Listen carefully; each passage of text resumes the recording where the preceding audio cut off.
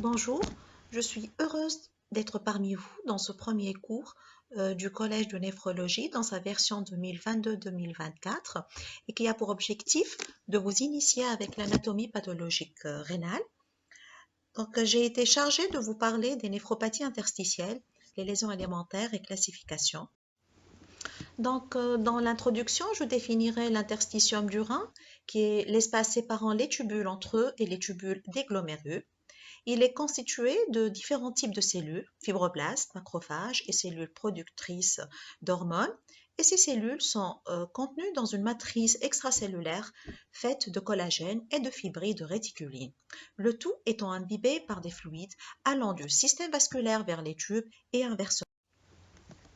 Ici, on voit un fragment biopsique cortical et dès le faible grossissement, on voit bien que les tubes sont bien jointifs et que l'interstitium est réduit. Cependant, dans la médulaire, l'interstitium occupe un espace plus important et c'est tout à fait physiologique. Dans le fort grossissement également, on note bien que les tubes sont jointifs et que l'interstitium occupe une très faible proportion. Il est à signaler que donc l'interstitium sépare les tubules entre eux et les glomérules des tubes. Ici, on voit donc les tubes proximaux avec leur bordure en brosse et ici les tubes distaux avec une lumière plus importante et des cellules aplaties. Il est à noter donc que les capillaires et le système vasculaire du rein ne font pas partie de l'interstitium, ça fait partie du compartiment vasculaire du rein, mais par contre, les vaisseaux lymphatiques font partie intégrante de l'interstitium.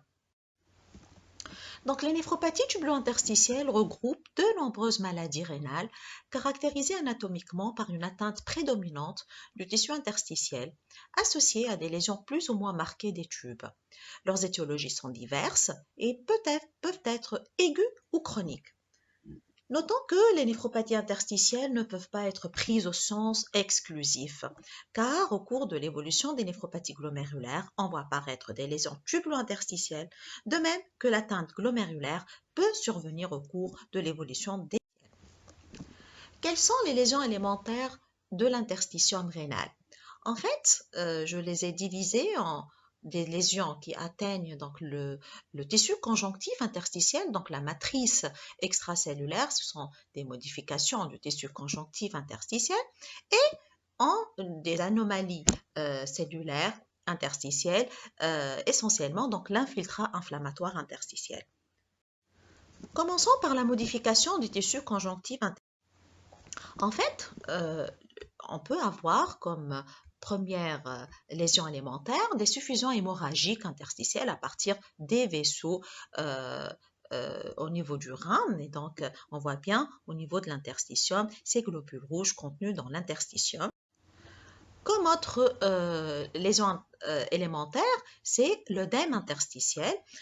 Ici, on est dans le premier temps de l'œdème avec un vaisseau conjonctif et cet espace interstitiel est rempli par le en fait donc un espacement des tubules sans qu'il y ait de fibrose ou d'inflammation. Ici, on voit donc les tubules qui deviennent séparés par cet espace rempli d'eau qui est l'œdème.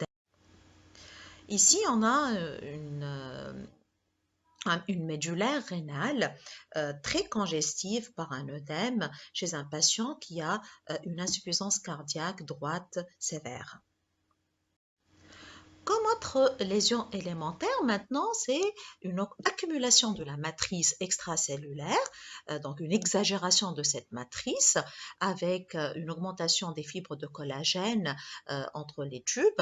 Cette matrice et ces fibres de collagène sont colorées en vert par le trichrome de Masson. Des fois, cette coloration est bleue. Et c'est en fait un signe de chronicité. Tout ce qui est vert ici, c'est de la fibrose interstitielle. Maintenant, passons aux anomalies cellulaires interstitielles qui s'expriment surtout par l'infiltrat inflammatoire interstitiel. Cet infiltrat peut être à type d'un infiltrat lymphocytaire, donc peut contenir des lymphocytes. Ces lymphocytes sont ces cellules avec un gros noyau central arrondi. On les voit ici également. Voilà un lymphocyte dans cette coloration hématoxyline. Également, on peut avoir un infiltrat fait de cellules plasmocytaires, ici un plasmocyte avec son noyau excentré, un plasmocyte, il y en a un autre, donc ceci est un infiltrat aussi bien lymphocytaire que plasmocytaire, donc infiltrat riche en lymphocytes mais aussi en plusieurs plasmocytes. L'infiltrat peut également être fait de polynucléaires neutrophiles. Sur cette coloration HES, donc hématoxyline éosine, on voit un infiltrat fait de ce petit piqueté noirâtre au faible grossissement de cellules polynucléaires, donc avec un noyau polylobulé. Ces polynucléaires sont contenus aussi bien dans l'interstitium que dans la lumière tubulaire. On peut également donc les voir ici, ces polynucléaires neutrophiles. Voilà.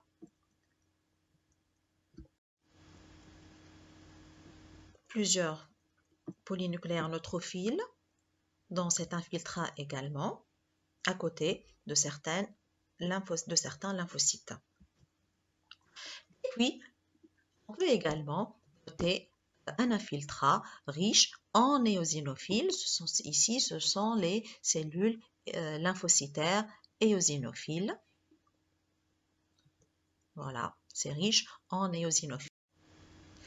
Ces cellules infiltrant le rein peuvent l'être d'une façon diffuse. Ici, on voit bien que l'interstitium est piqueté par les cellules inflammatoires. Comme ça peut être en amas, donc regroupé en amas. C'est un amas de cellules inflammatoires interstitielles. Ça peut également être regroupé en follicules lymphoïdes. Ici, plusieurs follicules lymphoïdes. Maintenant, on a parlé de l'infiltrat à type de cellules diverses, surtout donc des monocytes, mais également on peut avoir une modification des cellules contenues donc dans l'interstitium et surtout une modification des cellules macrophagiques. En fait, les macrophages, quand ils sont contenus dans un tissu, portent le nom d'histiocytes, et ces histiocytes peuvent être modifiés pour ressembler aux cellules épithéliales. On les appelle donc les cellules épithéloïdes. Dans certaines pathologies, on a une transformation des histiocytes en des cellules épithéloïdes qui peuvent s'agencer en amas, en follicules, plutôt en amas, qu'on appelle les granulomes. Ici un granulome et ici un autre granulome. Donc c'est un infiltrat granulomatique. Ici, on a aussi bien un granulome qu'un infiltrat interstitiel lymphohistiocytaire. Ces cellules épithéloïdes et histiocytaires peuvent se regrouper pour former des cellules qui deviennent ou multinucléées. C'est les cellules géantes qui peuvent donc exister dans les granulomes épithéloïdes. Et ça devient des granulomes épithéloïdes et gigantocellulaires. La transformation des macrophages peut se faire dans le sens pour contenir en fait des lipides, et ça devient des lipophages. En fait, c'est des macrophages spumeux qu'on note au cours de la néphrose lipoïdique. C'est la lésion glomérulaire minime, le syndrome néphrotique à lésion glomérulaire minime. Dans ce syndrome néphrotique à lésion glomérulaire minime, on peut noter fréquemment la présence de lipophages. Dans cette coloration de trichrome de Masson, donc également, on voit des macrophages où s'accumulent des lipides et c'est les macrophages spumeux. Donc, ces lésions élémentaires peuvent s'associer. Ici, on a un œdème qui s'associe à un infiltrat inflammatoire. Dans cette diapo, l'infiltrat inflammatoire. Et ici, on a un œdème qui s'associe à un infiltrat, à un amas de cellules inflammatoires. On peut également noter l'association d'une fibrose interstitielle avec des cellules inflammatoires contenues dans l'interstitium rénal.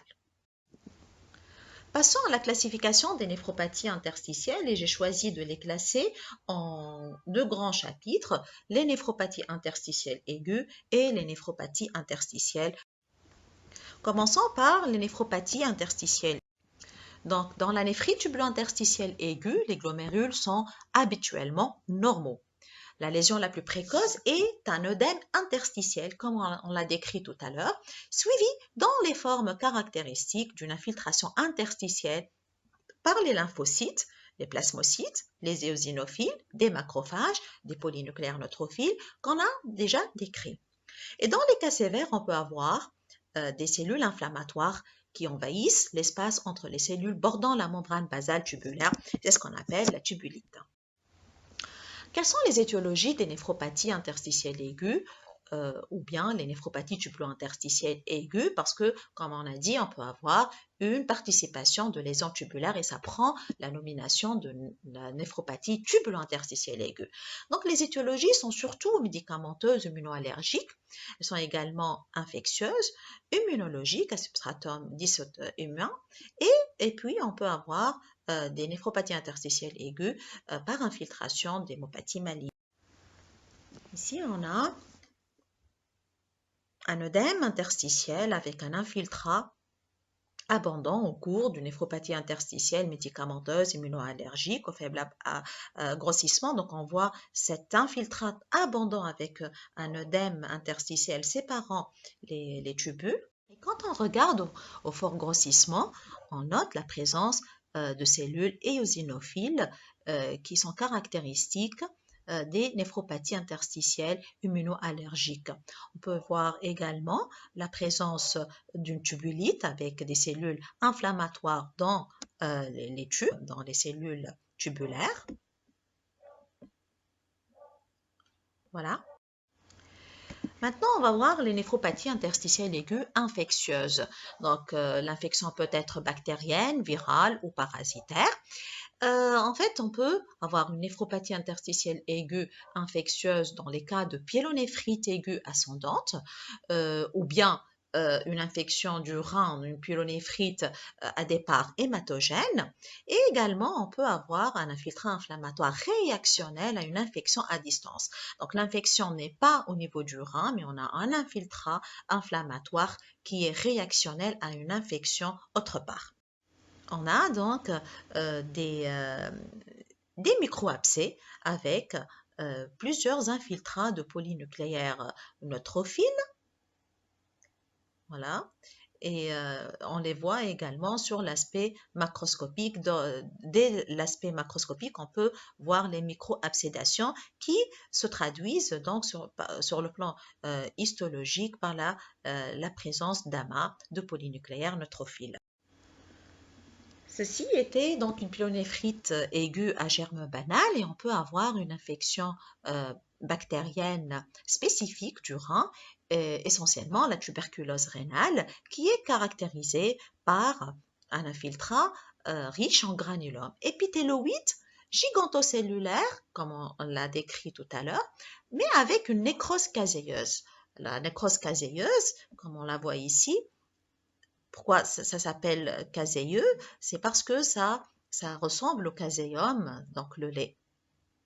Et ce qui est caractéristique de ces granulomes, parce que ce n'est pas la seule pathologie où on voit les granulomes, c'est cette nécrose caséeuse, c'est des granulomes qui contiennent une nécrose caséeuse et qui est entourée par une couronne lymphocytaire. Donc, c'est ce qui définit une infection granulomateuse secondaire à une infection tuberculeuse. Maintenant, on va voir une infection virale au niveau du rein et c'est l'infection par le cytomégalovirus. En fait, au cours de cette infection virale, on a des inclusions au niveau des cellules tubulaires qui rappellent l'œil d'hibou. C'est des inclusions en œil d'hibou, caractéristiques de l'infection virale rénale ACMV. Une autre infection virale rénale, c'est l'infection par le Bika-virus. En fait, les cellules tubulaires deviennent de forme et de taille variées, avec un noyau augmenté de volume, clarifié, avec des inclusions virales, caractéristiques de l'infection à Bika-virus. Et quand on applique les anticorps anti-Bika virus, cette réaction est positive. En fait, ici, ce n'était pas une néphrite interstitielle aiguë, mais plutôt une néphrite interstitielle chronique secondaire à l'infection ABK virus. Maintenant, parlons de la néphropathie interstitielle aiguë infectieuse secondaire à une localisation c'est-à-dire au niveau le rein est secondaire à une infection généralisée par passage hématogène septicémique. On a une localisation infectieuse rénale et les lésions interstitielles sont diffuses avec une infiltration par des polynucléaires neutrophiles et des microabcès. On va parler en particulier de la leptospirose et l'atteinte rénale ou l'atteinte rénale s'intègre généralement dans un tableau d'atteinte polyviscérale et le syndrome infectieux et les signes hépatiques et hémorragiques sont prédominants. En fait, la leptospirose réalise une néphrite tubulo-interstitielle aiguë non spécifique touchant essentiellement le tube contourné proximal. Maintenant, on va parler des néphropathies interstitielles ou bien des néphrites interstitielles aiguës immunologiques, donc un substratum des humains. Là, on a une infiltration par des cellules inflammatoires, surtout les lymphocytes. Commençons par la sarcoïdose. Donc, au cours de la sarcoïdose, on a une infiltration interstitielle par des granulomes épithéloïdes, gigantocellulaires, mais cette fois-ci sans nécrose caséeuse et sans couronne lymphocytaire. Donc ici, on a des granulomes au niveau de l'interstitium sur cette coloration réticuline. Et ici, on distingue les cellules géantes binucléées et ici multinucléées au cours d'une sarcoïdose rénale. La maladie d'hyperimmunoglobuline G4, c'est dans cette maladie qu'on verra à l'occasion d'un autre cours, est une maladie qui atteint plusieurs systèmes, plusieurs organes dans le rein. Et là, on a un infiltrat qui est lymphoplasmocytaire, surtout plasmocytaire, et ces plasmocytes expriment l'IgG4 en immunohistochimie, donc ce sont des cellules IgG4 positives. Les atteintes rénales du syndrome de Gougerot-Sjogren, donc une pathologie d'immune également, et la ponction biopsie rénale va montrer un infiltrat lymphocytaire avec prédominance de lymphocytes T CD4+. Le plus souvent, l'épithélium tubulaire est respecté. Donc, le rejet de greffon fait également partie des néphrites interstitielles aiguës immunologiques. Ici, on a un stade précoce d'un rejet avec l'œdème et un abondant infiltrat interstitiel. On peut également noter, à part l'infiltrat interstitiel, des lésions de tubulite ou bien de capillarite associées. Les autres néphropathies interstitielles aiguës immunologiques, donc une néphrite interstitielle aiguë peut être observée au cours d'une polyarthrite rhumatoïde, il n'y a pas vraiment de lésion spécifique. Au cours du lupus érythémateux disséminé, et dans un tiers des cas, on a, à part l'infiltrat interstitiel, on note un dépôt d'immunoglobuline G, de C3 et de C1Q sur les basales tubulaires. Le NITU syndrome ou bien la néphrite interstitielle aiguë avec uvéite, donc comme le nom indique, on a une association de néphropathie interstitielle aiguë avec un infiltrat riche en lymphocytes et d'histiocytes avec la présence clinique d'uvéite. Également, on peut avoir une néphrite interstitielle aiguë d'ordre 10 humain au cours des granulomatoses avec polyangéite qu'on appelait avant la maladie de Wegener. Les hémopathies malignes, leucémie et lymphome, peuvent également donner une néphrite interstitielle aiguë et dans ce cas, ce sont des néphrites interstitielles aiguës infiltratives. L'infiltration peut se faire sous forme de peut-être focale, donc une localisation localisée de lymphome, ou bien avoir une infiltration diffuse d'une leucémie ou bien d'un lymphome et l'immunohistochimie donc va beaucoup aider dans le diagnostic de cet infiltrat lymphomateux avec un marquage CD20+ et CD5. Passons maintenant à l'atteinte de l'interstitium dans sa forme chronique, la néphropathie interstitielle chronique ou surtout la néphropathie interstitielle tubulo-interstitielle. Donc, c'est quoi les éléments qui constituent la néphropathie interstitielle chronique? C'est en fait 3 éléments. La fibrose, l'interstitielle et l'atrophie tubulaire et à moindre degré, une infiltration cellulaire interstitielle. Donc, en cas de néphrite tubulo-interstitielle chronique, en fait, la biopsie rénale n'est pas souvent pratiquée afin d'établir le diagnostic, mais elle contribue à caractériser la nature et la progression des affections tubulo-interstitielles. L'état des glomérules peut aller de la normalité à la destruction complète. Les tubules sont absents ou atrophiés. Le diamètre de la lumière tubulaire est variable avec parfois dilatation importante et présence de cylindres homogènes. L'interstitium est le siège d'une fibrose plus ou moins importante associée à un nombre variable de cellules inflammatoires et les zones épargnées par le processus de fibrose ont un aspect presque.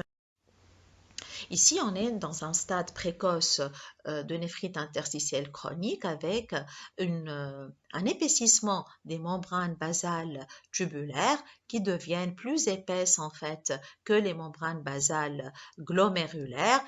En fait, j'ai omis de vous le dire tout à l'heure, dans le rein normal, l'épaisseur de la membrane basale tubulaire est égale à celle de la membrane basale glomérulaire. Ici, on commence à avoir un épaississement des membranes basales tubulaires qui signe le début d'une néphrite interstitielle chronique.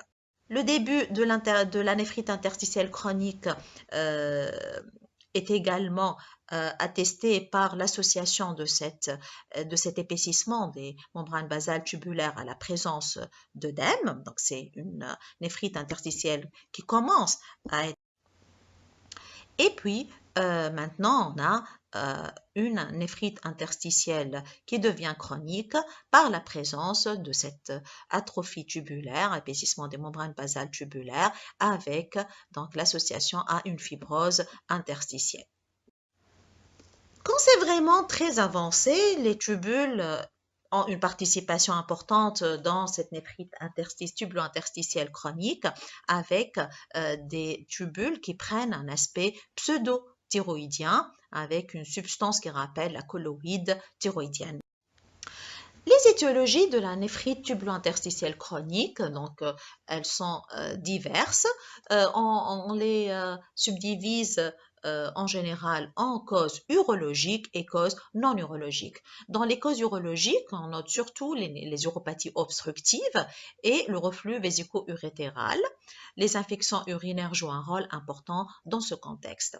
Dans les causes non urologiques, on a essentiellement les causes toxiques, médicamenteuses ou non, les causes génétiques, les causes dysimmunes, presque les mêmes que dans les néphrites interstitielles aiguës. En fait, c'est les néphropathies interstitielles aiguës dysimmunes qui peuvent passer à la chronicité.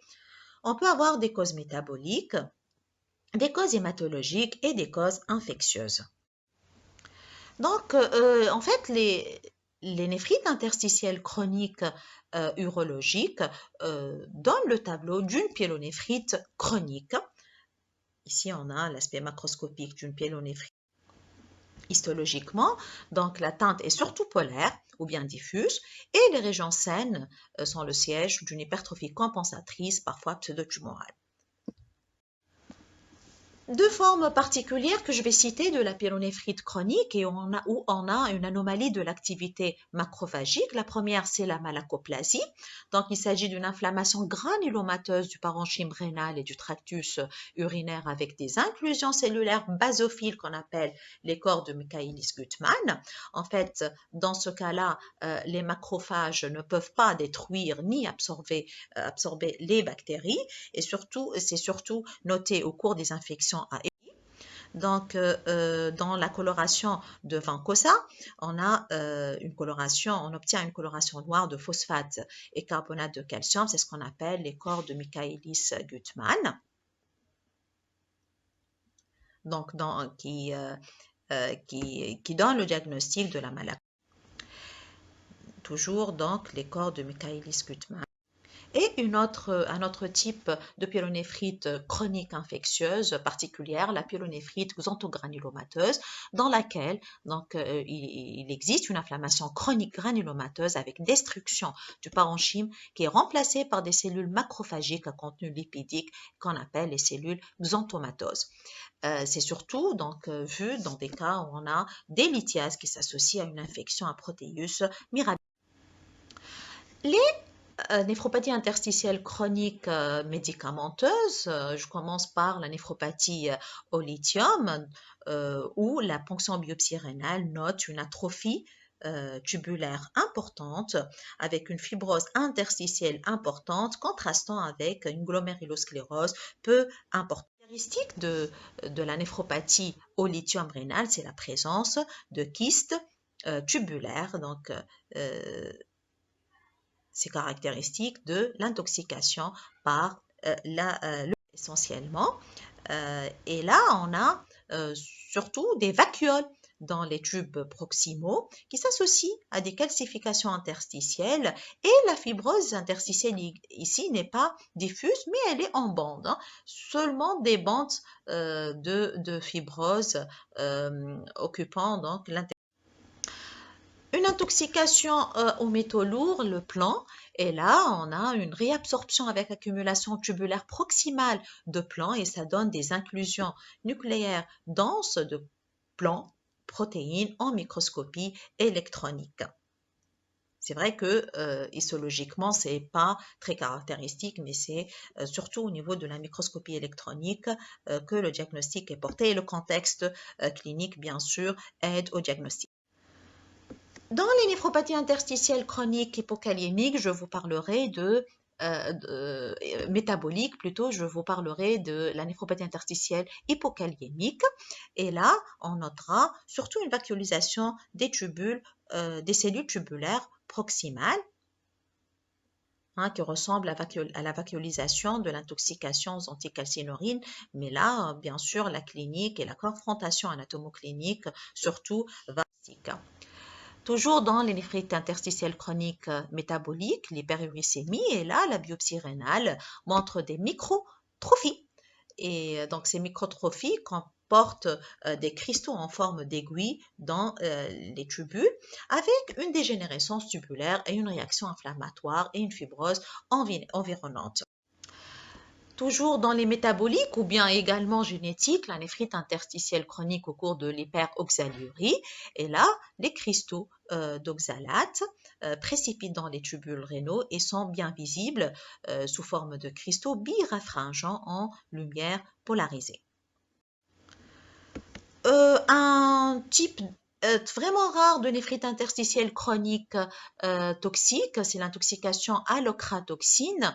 Donc, ça a un substratum toxique, donc cette substance contenue dans surtout les produits conservés, et ça a également un substratum génétique. Et ce qui caractérise ces néphrites interstitielles toxiques à l'ochratoxine, c'est la présence de gros noyaux tubulaires, des cellules tubulaires qu'on appelle la cariomégalie. Donc, c'est les néphrite interstitielle chronique cariomégalique. Voilà, c'est tout ce que j'avais à vous dire. Je vous remercie pour votre attention. Au revoir.